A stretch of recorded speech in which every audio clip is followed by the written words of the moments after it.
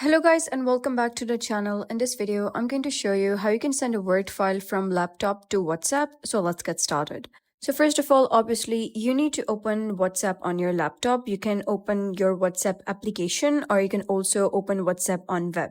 So once you do so, first of all, you got to select the chat. And once you have selected that, over here at the left side of type a message, you'll be able to see a plus icon.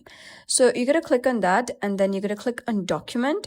And then you'll be redirected to a window where you're going to search for that specific folder that contains that Word file and simply open that Word file by clicking on the button open.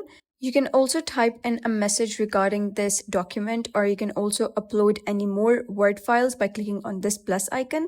And once everything is set, you're going to simply click on this green arrow icon over here and you're good to go. Now, if this method doesn't work for you, there is also another very easy method, that is drag and drop.